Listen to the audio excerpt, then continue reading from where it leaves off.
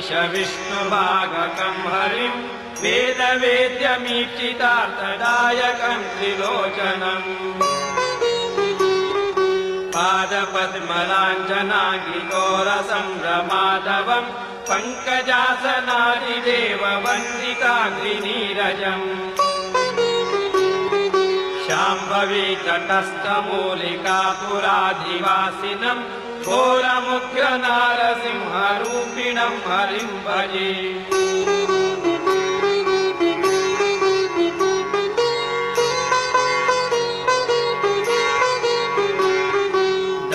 दारिदासुरोदरं करालदंष्ट्रभीषणं जृम्भितास्य पङ्कजं पिशङ्गकेशमण्डलम्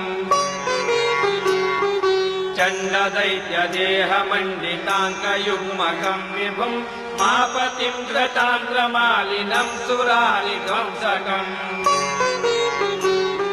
शाम्भवी तटस्थमूलिकापुराधिवासिनं घोरमुग्रनारसिंहरूपिणं हरिं भजे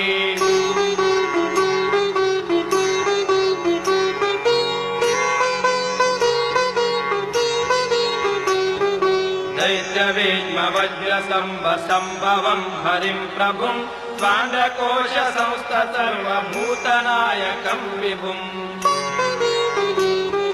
शङ्खचक्रधारिणं स्वरूपदैत्यदर्शकं सर्वजीवरत्सरोजज्ञानकर्णिकान्तकम्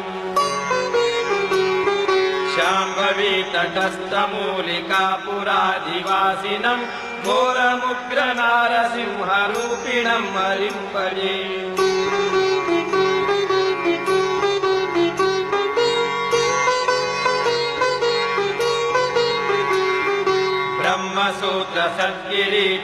ब्रह्मसूत्रसद्गिरीटभूषिताङ्गमच्युतं विश्वसर्गरक्षणान्तकारकं दयानवम् सिंहवक्त्रमर्त्यपादसंयुताकृतिं हरिं सूर्यचन्द्रकोटिकान्तिहारलम्बितोदरम् शाम्भवी तटस्थमूलिकापुराधिवासिनं घोरमुग्रनारसिंहरूपिणं हरिं भजे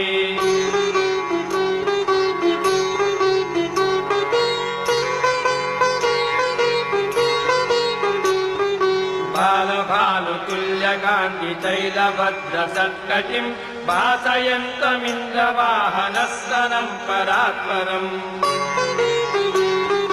वायुजैकदन्तमाविराजदेववन्दितं कोणसंस्थपार्श्वदेवमध्यसर्गसंस्थितम्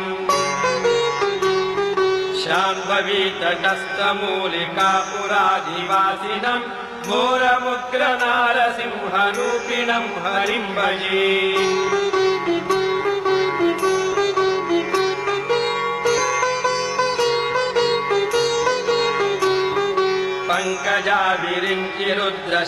पङ्कजाभिरिञ्चिरुद्रशक्रमुख्यसंस्तुतं हेमकशिपुपुत्रभक्तिशान्तरोषमीश्वरम्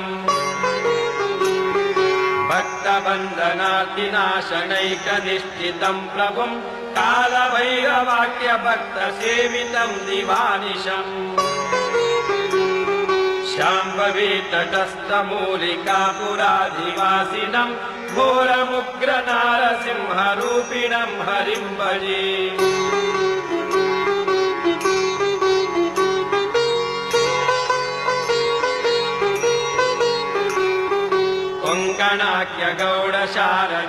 कोङ्कणाख्यगौडशारदीयवृन्दपूजितं यतीन्द्रविद्याब्धितीर्थभिक्षुतुप्रतिष्ठितम् अत्रिवत्सगोत्रविप्रपूजितं निरन्तरं पुष्कराक्षतीर्थयुक्तमूलिकानिवासिनम् शाम्भवी तटस्थमूलिकापुराधिवासिनं घोरमुग्रनारसिंहरूपिणं हरिं भजे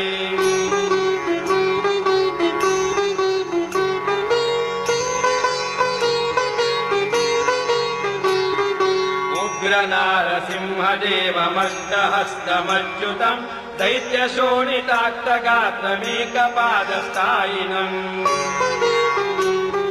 मार्गशीर्ष पूर्णिमा महोत्सवादिवैभवम् एतदष्टकप्रपातकाष्ठसिद्धिदायकम्